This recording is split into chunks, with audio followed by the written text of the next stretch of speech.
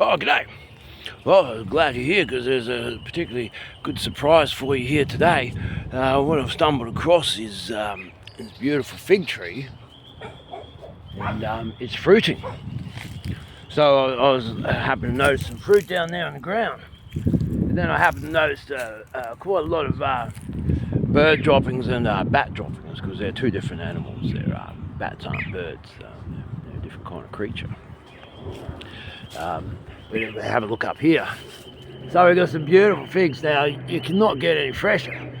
So there's a lot of damage like that, you see. So something's been there to eat that. Probably a bat or a possum. Now I don't know if they washed their hands or brushed their teeth before they got into doing that. So we just want to be careful of that. So something's been eaten there, for instance. You see that one there, and that one's been eaten up there. So we just want to be careful. And you know, like, how careful can you be in the Australian bush? That being said, I might just check my feet around. Coast is clear. You can never be too bloody careful. That's the question, you know. Elvis, I'm just doing an educational video. Can you just be quiet, please, mate? Or can you go all the way over there and bark? But I prefer it if you just stayed here and be quiet, please, mate. Thank you. Thank you, mate. So anyway, we're going to just go for this one here. That feels nice and plump.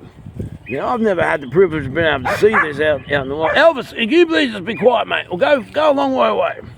See, it's a different thing because we're out in the open, you see, so he's allowed to bark and carry on like that. So otherwise, I'm giving him mixed messages, you see, because that's his happy thing. That's what we do when you're making people happy. Anyway, if you see that, that's nice and plump. Seems like it's got a little bit of a potentially. Can you see that there?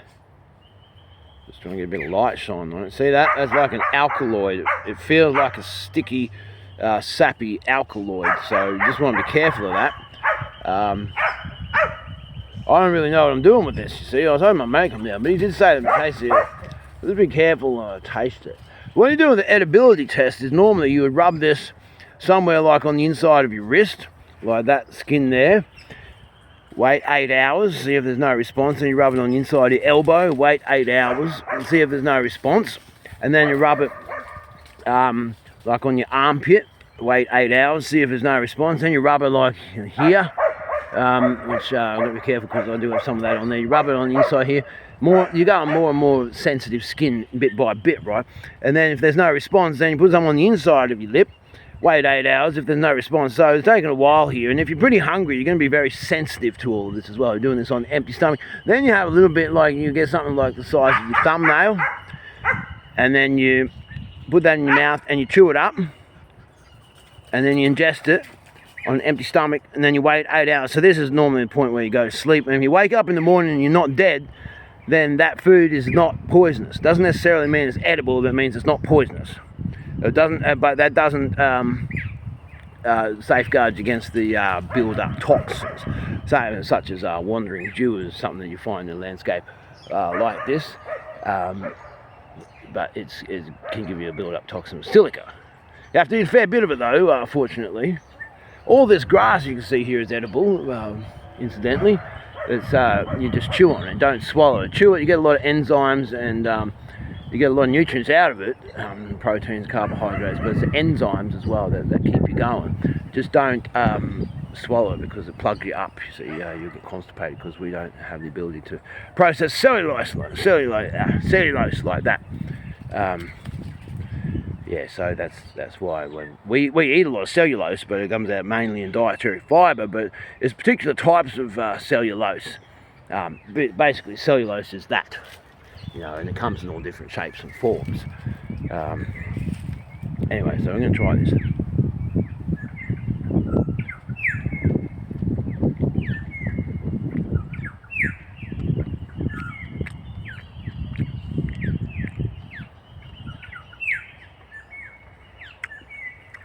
Not as tasty as I expected it to be. I just wonder how ripe that one was. It tasted pretty ripe. It's nice, it's got a nice tart. It certainly tastes like it's food, it doesn't taste like it's poisonous. So you notice that I just gave you the edibility or the poisonous food test, and then I did not do it. I was pretty confident. based on a recommendation that a good mate of mine gave. Try another one.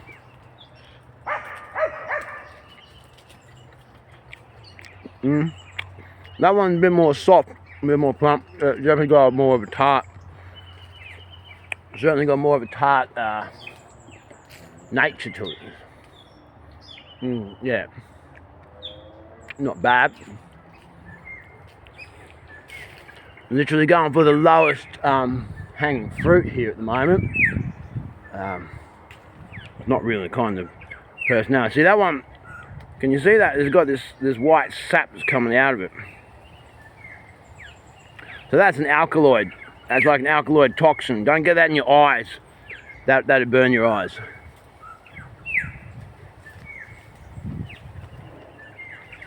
That one's not quite right. That one tastes a lot more like fig though than the other ones did. Incidentally. The one over here, check out this guy. Now that's an efficient web. Might be a bit messy, but this spider knows where everything is. A bit like my place, and you don't necessarily know where the spider is, just like my place. Yeah. As long as I know where I am. Right, so see that one's not really putting out too much of the alkaloid white goop. A little bit of it there, you see it coming up. Alright. Anyway. Not bad. This one over here, see how that one looks like you might be potentially overripe.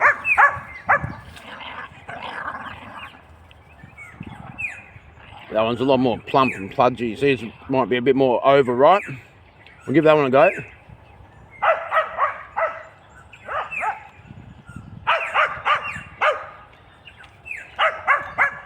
Can't really notice that much difference, to tell you the truth. There is a sugar content to them. A couple over here.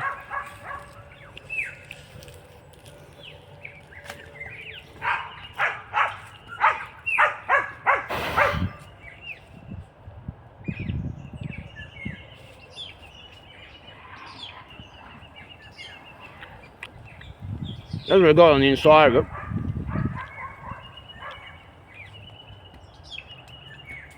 And this one's quite good. Yeah.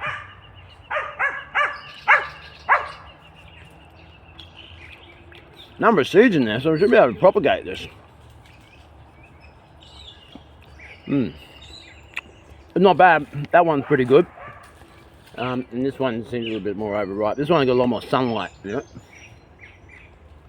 That one's quite good actually. So it's the ones in the sunlight. The ones in the sunlight are better. Let's go see if I can confirm on that test. There's ones dangling in the sunlight over here.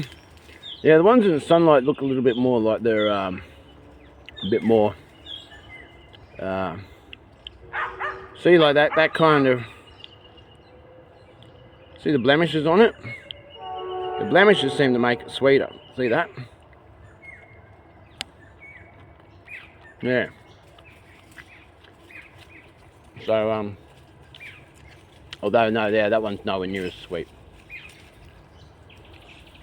And blemishes again. So it's got a bit more of a prune.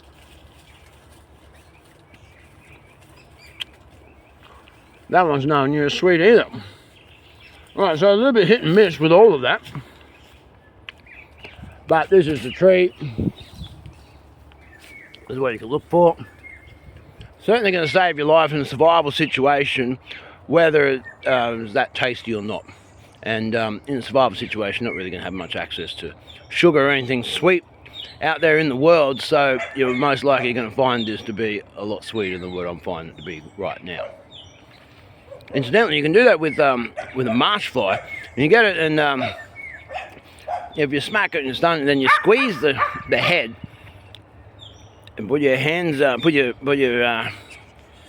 fingers to the side like that of the head, right? And then you get your hand and hold it on the other side like that on the thorax, and you squeeze both of them together, and you pull the thorax from the head. Behind the head there's this little yellow sac, and if you suck on that, it's got some kind of sweet nature to it. It doesn't taste anything like honey, like what I was told when I was showing.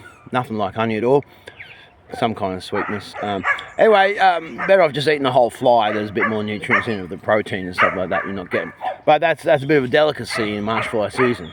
So you can have them like just like chips, nice crunchy chips, or you can pull the thorax away from the head, and you can have that nice sweet goo that's in the sac, which would be all proteins and enzymes. Because you know the insects like that have got 3 brains, so if you cut their head off, they starve to death over a week. And then what happens if you cut their bum off? I don't really want to find out, the poor buggers. But anyway, so I'm going to get on to climbing up this tree now, which is not going to be so easy to hold a camera in my hand. I mean, I could do it, but I don't want to be teaching people to be reckless, because I'm a trained professional. So don't do anything that I do unless you're me, because I'm a bit different to everyone else. So I'll leave it with that. I'm about to scale up there and grab as many of these berries as I can, and take them back to the camp and see what I can turn them into. All right, cheerio.